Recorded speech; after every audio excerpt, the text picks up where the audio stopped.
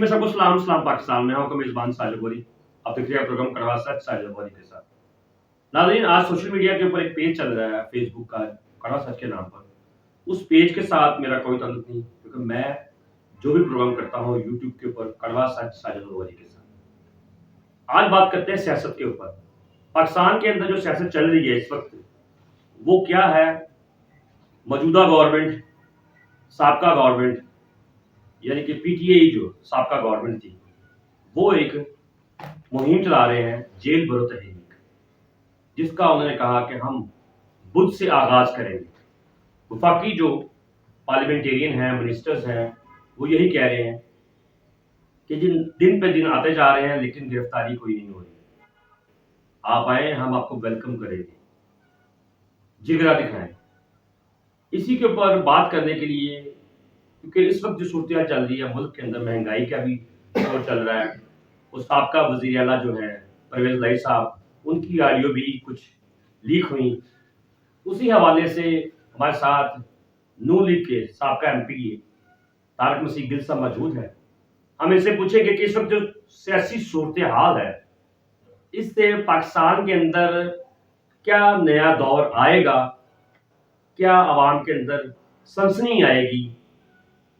इस पे ये क्या कहेंगे? तो आइए जरा इनसे बात करते हैं। जी सर, क्या हाल चाल है आपके? ठीक है जी, खुदा उनका फजल करिए। सर जी, पहले तो ये बताइएगा कि कल एक एहतजाज हमने देखा प्रेस क्लब के बाहर, जबकि वफाक के अंदर आपकी गवर्नमेंट है, तो आप एहतजाज के लिए आ गए हैं। आवाम के लिए आए, किसी और के लिए?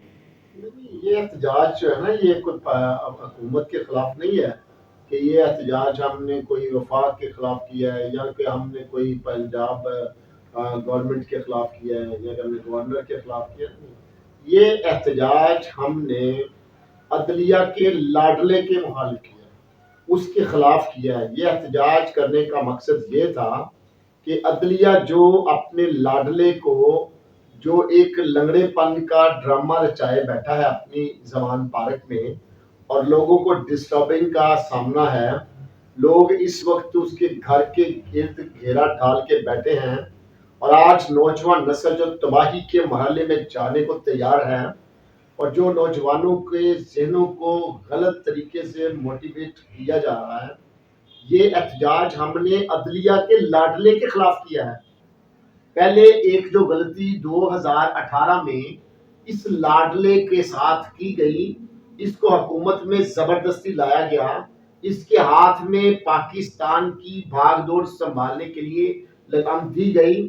तो मुझे ये बताएं कि जो शख्स सिर्फ और सिर्फ बॉल पकड़ के घुमा के और फास्ट बॉलिंग करके वो सिर्फ ग्राउंड में काम कर सकता है, वो एक स्पोर्ट्समैन है, और वो बंदा क्रिकेट खेलते खेलते प्राइम मिनिस्टर के ओहदे पर आपने बैठा दिया और ये पूरे मुल्क के निजाम को उसने धर्म भरम कर दिया।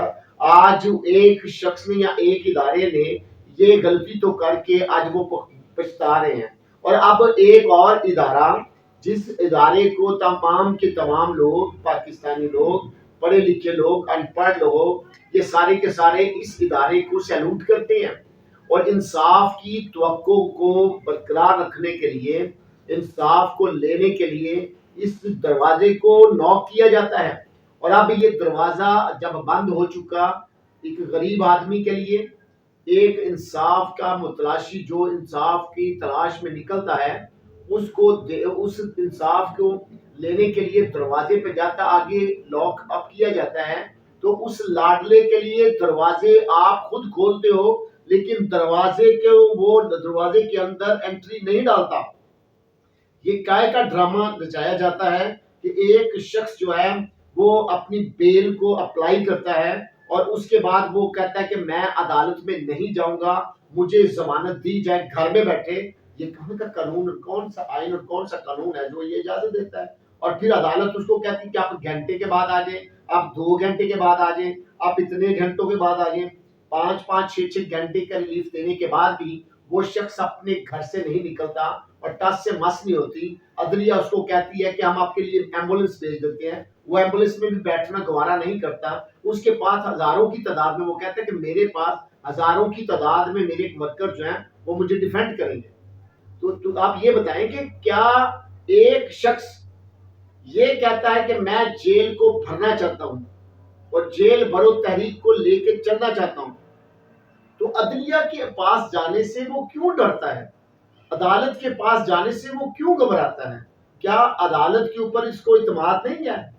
اگر عدالت کے اوپر اس کو اعتماد نہیں ہے تو صاف کہہ دیں جی مجھے اس عدلیہ سے میں اس عدلیہ پہ اعتماد نہیں کرتا، مجھے عدلیہ کا ڈر ہے کہ یہ انصاف کرنے کے بعد مجھے لٹکا دیں گے۔ تو میرے بھائی تب تو ہم سمجھتے ہیں عدلیہ آپ سے پیار کرتی ہے، آپ کا منہ چومتی ہے، آپ کو تھپکی دیتی ہے، آپ کو لاڈ کرتی ہے، آپ کے چہرے کو پکڑتی ہے اور آپ کے ساتھ لاڈیاں کرتی ہے، جیسے لاڈلے کے ساتھ لاڈیاں کی جاتی ہیں۔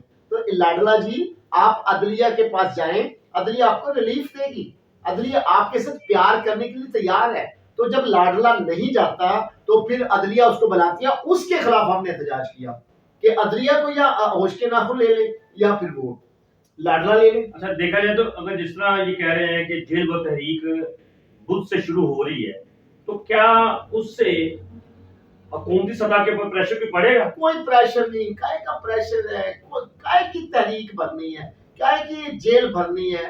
یہ شخص عدلیہ کے اندر عدالت کے اندر آنے کے لیے تیار نہیں ہے، عدلیہ کے اندر جا کر اپنی موقف کو بیان کرنے سے ڈرتا ہے، تو یہ ادھر کہاں جائے گا؟ وہ ادھر جہاں پہ رانا ثناء اللہ صاحب کو رکھا گیا، جہاں پہ خواجہ آصف کو رکھا گیا، جہاں پہ خواجہ سعد رفیق کو رکھا گیا، جہاں پہ خواجہ سلمان کو رکھا گیا، جہاں پہ میاں حمزہ شہباز کو رکھا گیا، جہاں پہ میاں شہباز شریف کو تکالیف دی گئی، یہ وہاں پہ منٹوں کے میں اندر بھی نہیں رہے گا۔ انہوں نے تو سالہ سال ان کو عدلیہ کو بھی دیکھا، ریاست کو بھی دیکھا، اداروں کو بھی دیکھا، اور اس شخص کی حکومت میں اس کی گنڈا گردی میں یہ تمام سختیاں جھیلی، تو یہ ایک گھنٹے کی سختی برداشت نہیں کر سکتا بھیا، کیونکہ یہ ایک دوائی لیتا ہے، وہ دوائی کے بغیر تو انسان ویسے نہیں جی سکتا۔ اس کو پتا ہے، اس کو ہم نے کچھ نہیں کہنا، کوئی مت سوچے کہ ہم اس کو کسی 6-4 کی چکی میں، 8-4 کی چکی میں یا کسی اور چکی میں ڈالیں گے، اس کو چکی وکی میں ڈالنے کی ضرورت نہیں پڑے گی۔ اس کو صرف اور صرف اس کو جو ڈوز لیتا ہے نا، ڈوز، اس خوراک کو ہم نے روکنا ہے بس۔ ایک تو اس کی صحت بھی برقرار رہے گی اور ایک یہ دوائی سے بھی بچے گا۔ ہم نے صرف اس کا علاج کرنا ہے، ہم نے اور کچھ نہیں کرنا۔ ہم نے دیکھنا ہے کہ ایک پاکستان جو قربانیوں سے بنا، جس کے لیے ہماری ماؤں بہنوں بیٹیوں نے خون بہایا، ہمارے نوجوانوں نے، بوڑھے لوگوں نے خون بہایا، لہو کی خون کی ندیاں اور دریا بہائے گئے، اور اس کے بعد جا کے یہ پاکستان بنا۔ اور اس پاکستان کی جو ترقی تھی اس کو روکنے کے لیے جس شخص نے یہ کام کیا، وہ کیوں کیا؟ وہ اس لیے کیا کہ یہ ڈوز لینے والا شخص تھا۔ تو جو ڈوز لینے والا شخص وہ ایک گھر کو نہیں چلا سکتا، تو یہ ڈوز لینے والا ملک کو کیسے چلائے گا؟ اچھا سابقہ گورنمنٹ کو دیکھیں تو وہاں پہ مہنگائی کا زور تھا، اس دفعہ جو آپ کی وفاقی گورنمنٹ آئی ہے پی ڈی ایم کی، اب بھی مہنگائی کے طرح زور ہے، لوگ پریشان ہیں، پیٹرول مہنگا، آٹا مہنگا، تو کیا جنرل الیکشن میں آپ لوگوں کے پاس جائیں گے تو ان سے کس طرح ووٹ مانگیں گے آپ؟ دیکھیں میں آپ کو ایک بتانا چاہتا ہوں، جب 2017 میں ملک کے اوپر میاں نواز شریف کی حکومت تھی، وہاں پہ آپ آٹے کا ریٹ دیکھ لیں، اس سال میں 2017 میں آپ پیٹرول کا ریٹ دیکھ لیں، اس سال میں 2017 میں آپ ڈالر کا ریٹ دیکھ لیں، تو اس کو اب آج سے دیکھ لیں، 2018 سے 2017 کا اور ہے، 2018 کا اور ہے، 2019 کا اور ہے۔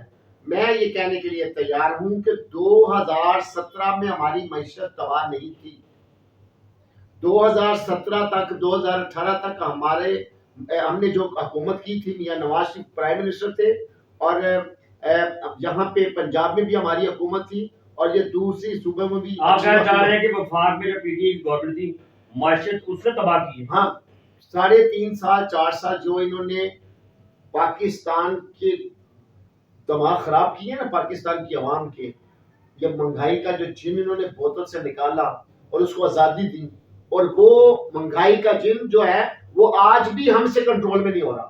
ہم پریشان ہیں کہ ان لوگوں نے آئی ایم ایف کے ساتھ جو معاہدے کیے، جو ایگریمنٹ کیے، وہ اتنے خطرناک ہیں کہ دنیا کا کوئی بھی دانشور آ جائے، دنیا کی میں بات کرتا ہوں، पाकिस्तान सिर्फ पाकिस्तान की बात नहीं करता, मैं पूरी दुनिया की बात करता हूँ कि पूरी दुनिया के अंदर जो भी बड़ा दानिशवर है ना, वो शख्स आके पाकिस्तान की मैशत को अभी ठीक नहीं कर सकता।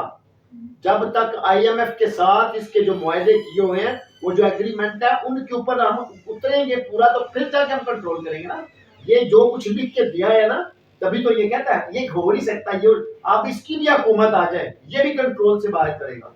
तो मैं कहने के लिए तैयार हूँ कि भाई होश के नाखुन लोग, हम सबको, चाहे कोई मजदूर है, चाहे कोई प्रोफेसर है, चाहे कोई इंजीनियर है, चाहे कोई डॉक्टर है, चाहे कोई पार्लियामेंटेरियन है, चाहे कोई फौज के अंदर है, चाहे पुलिस के अंदर है, चाहे ब्यूरोक्रेट है, हमें हर शख्स को ये सोचना है कि मुल्क को कैसे हमने कंट्रोल करना है, मुल्क की मैशत को तबाह होने से बचाना है, मुल्क को हमने दिवालिया होने से बचाना है, मुल्क के साथ हमने जो कुछ किया है इसका खमियाजा हमें भुगतना पड़ेगा। अच्छा, पार्लियामेंटेरियन आप 3 बार हो चुके हुए हैं, और आपका एक्सपीरियंस क्या कहता है कि इस वक्त जो मुल्क के अंदर सूरत चल रही है महंगाई की, ये कितनी देर तक आवाम इसमें पिसेगी? देखिए, यहाँ पे बस आप दुआ करें कि खुदावंद बारी ताला हम सबको ये तौफीक दे। मुल्क के अंदर जब सवाल आता है, मैं मुल्क की बात तो बाद में कहता हूँ, किसी घर में कोई सवाल आ जाए तो सबको सबको रब के आगे झुकना पड़ता है और मेहनत करनी पड़ती है। ये नहीं है कि घर के अंदर एक सवाल आ गया, भूख अफलास तंगदस्ती ने नंग ने अपने घेरा लगा लिया और उस घर के सारे अफराद भूख अफलास से तंग होके वो बाहर काम करने ना जाए, बल्कि क्या करें कि घर में बैठ जाए, तो वो घर कभी भी अरूज पे नहीं आएगा, जवाल पजीर रहेगा। यही हाल हमारे मुल्क का है। हमें चाहिए कि हर शख्स इस बात के बारे में सोचे और हमें ये ड्रामाबाजी से निकलना पड़ेगा। चाहे कोई PTI है, चाहे कोई काफ लीग है, चाहे कोई पीपल्स पार्टी है, या PMLN या PML क्या हुआ है, हम सबको चाहिए कि तमाम की तमाम पार्टीज मिलके इसके बारे में, जैसे प्राइम मिनिस्टर ऑफ पाकिस्तान मियां मोहम्मद शहबाज शरीफ साहब ने ऑल पार्टीज कॉन्फ्रेंस बुलाने की कोशिश की और उन्होंने कहा हम मैशत के बारे में और दहशत गर्दी के बारे में हमें सोच विचार करने की जरूरत है। उन्होंने तमाम पार्टीज को बुलाया, तो तब भी इस पार्टी ने PTI और काफ लीग और इसके इत्तेहादियों ने ये बात कभी आज करेंगे, कल आएंगे, हम ये करेंगे, फिर हमें वो पोस्टपोन करनी पड़ी। अब मैं ये कहना चाहता हूं कि अगर दोबारा मियां शहबाज शरीफ साहब प्राइम मिनिस्टर ऑफ पाकिस्तान दोबारा ऑल पार्टीज कॉन्फ्रेंस बुलाते हैं, सोच विचार के लिए इकट्ठा करते हैं, तो हम सबको यक दिल होकर उस पर जाना चाहिए और मुल्क के अंदर से दहशत गर्दी करने का जो प्रोग्राम दहशत गर्दों ने बना रखा है उसको हमने कंट्रोल करना है, मैशत को तबाह होने से बचाना है, बेरोजगारी का खात्मा करना है, रोजगार को मुहैया करना है, पेट्रोल और डॉलर की कीमतों को रोकना है। और इन सारी बातों के लिए एक पार्टी के बस का मसला नहीं है, हम सब की जिम्मेदारी है। जो काम जो काम करने वाला है, जो वो काम कर सकता है वो करे। हर बंदा अपनी अपनी जिम्मेदारी संभाल दे, समझे। तो खुदावंद के फजल से ये मुल्क पाकिस्तान एक सोने की चिड़िया है। दुनिया की निगाहें पाकिस्तान के ऊपर हैं और पाकिस्तान एक ऐसा मुल्क है जहां पर 4 किस्म के मौसम जो हैं वो इस पाकिस्तान की सरजमीन पर हैं और हमें हर किस्म का फल, हर किस्म की जो कुदरती वसाइल है वो हमें खुदा ने दिए हुए हैं, रब ने दिए हुए हैं, हमें उनका फायदा उठाना चाहिए। और ये पाकिस्तान एक बहुत खूबसूरत मुल्क है, इसको बर्बाद नहीं करना और इसको बर्बादी से हमने बचाना है। आपने भी बचाना है, मैंने भी बचाना है। जी तारकिल साहब, आपसे क्वेश्चन करूंगा कि जिस तरह आप इस वक्त पार्लियामेंटेरियन नहीं, जिस तरह एक आम आवाम महंगाई पिस रही है, आप लोग पिस रहे हैं, तो क्या इस सूरत हाल में अब आप क्या मैसेज देंगे क्रिश्चियन कम्युनिटी के लोगों को? मैं मैसेज ये देना चाहता हूँ हर पाकिस्तानी को कि इस महंगाई का जो जिन है जो आज़ादी के साथ फिर रहा है, इसको कंट्रोल करने के लिए, इसको पकड़ने के लिए, इसको राह रास्त पे लाने के लिए हम सब की जिम्मेदारी है कि हम नेक नीयती के साथ मुल्क के साथ बिल्कुल वफादारी के साथ रहें और मेहनत करें और अपने मुल्क में और अपने मुल्क के बारे में ये सोच विचार रखें और हर शख्स जो है वो पाकिस्तान की सलामती चाहे, पाकिस्तान के लिए दुआ करे और खुदा बेहतर करेगा। महंगाई कंट्रोल में होगी और महंगाई का जो जेल है, जो आज़ाद फिर है, اس کو بھی ہم کنٹرول کریں گے، خدا بہتر کرے گا. اور تمام پارٹیز جو پاکستان کے اندر ہے، اس کا کسی بھی پارٹی سے تعلق ہے بندے کا، وہ سارے کے سارے اپنی پارٹی میں رہتے ہوئے قوم کی اور ملک کی خدمت میں کوشاں ہیں. بہت شکریہ صاحب کا MP طارق علی صاحب. اور میرا خیال ہے جس طرح انہوں نے جو باتیں کہیں ملک کے لیے، پاکستان کے لیے، کہ جو مہنگائی کا جن پہ قابو ہے اس کو قابو میں بھی کرے گی گورنمنٹ. جنرل الیکشن بھی آئیں گے اور جو بھی حکومت بنے وہ ہر پاکستانی کے لیے، ہر مسیحی کے لیے، ہر ہندو کے لیے ایک اچھے اقدام لے کے آئے. پھر ملیں گے نئے ٹاپک کے ساتھ. مجھے اور کیمرہ مین کو اجازت دیجیے. خدا حافظ.